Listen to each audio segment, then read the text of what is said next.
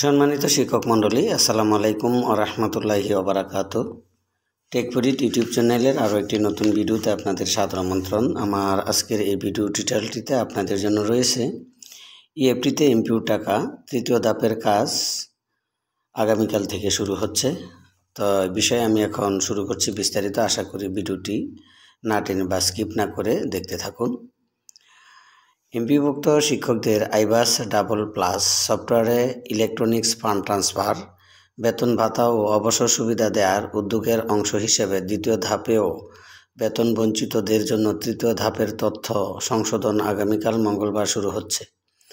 দ্বিতীয় ধাপে ৬৭,০০০ কিছু বেশি হাই স্কুল ও কলেজের শিক্ষক কর্মচারী ইএফটির মাধ্যমে দ্বিতীয় ধাপে বেতন পেয়েছেন বলে জানা গেছে। সোমবার সন্ধ্যায় এ বিষয়ে এক সভা শেষে মাধ্যমিক উচ্চ শিক্ষা অধিদপ্তরের একাধিক কর্মকর্তা জানান, দ্বিতীয় ধাপেও যারা ডিসেম্বর মাসের বেতন ইএফটিতে পাননি তাদের বেতন ছাড়ের বিষয়ে আলোচনা হয়েছে। যাদের তথ্যে নামের এক অক্ষর বানান সহ ভুল রয়েছে এবং সংশোধনযোগ্য, শুধু সেগুলি সংশোধন করে তৃতীয় ধাপের টাকা যত দ্রুত সম্ভব দেওয়ার প্রক্রিয়া শুরু করবে অধিদপ্তর। কর্মকর্তা আরও জানান, তৃতীয় ধাপেও যাদের ইএফটিতে বেতন ছাড় করা সম্ভব হবে না তাদের পরবর্তীতে একটা নির্দিষ্ট তারিখের মধ্যে তথ্য সংশোধন করে পাঠাতে বলবে অধিদপ্তর।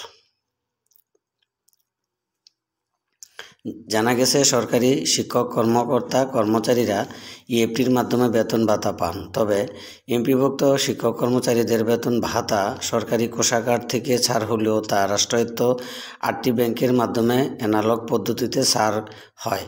এই অর্থ তুলতে শিক্ষকদের নানা ভোগান্তিতে পড়তে হতো। ব্যাংকগুলোর মাধ্যমে বেতন ভাতা ছাড়ের জন্য কয়েক পর্যায়ে অনুমোদন সহ সংশ্লিষ্ট কাজে অনেক ক্ষেত্রে এমপিওভুক্ত শিক্ষকদের বেতন ভাতা পেতে দেরি হয়। অনেক সময় পরের মাসেও 10 তারিখের পরও আগের মাসের বেতন ভাতা জোটে।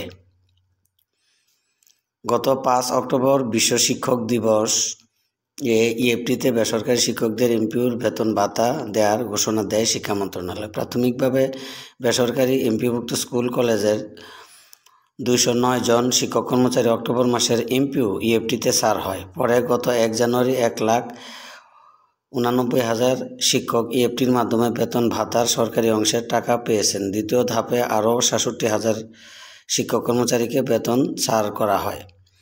বেসরকারি স্কুল কলেজের 3,80,000 শিক্ষক কর্মচারীর মধ্যে 2,89,000 শিক্ষক কর্মচারীর তথ্য যাচাই করছে মাওসি অধিদপ্তর।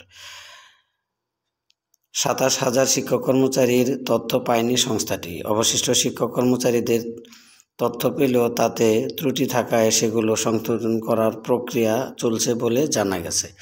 তো এই ছিল আজকের গুরুত্বপূর্ণ এবং সর্বশেষ ইএফটির আপডেট নিউজটি। তো আশা করি ভিডিওটি ভালো লেগেছে। তো এই জাতীয় ভিডিও পেতে অবশ্যই টেকপরিট ইউটিউব চ্যানেলের পাশে থাকবেন এবং চ্যানেলটি সাবস্ক্রাইব করবেন। তো আজকের মতো ভিডিওটি এখানে রাখছি। আল্লাহ হাফেজ।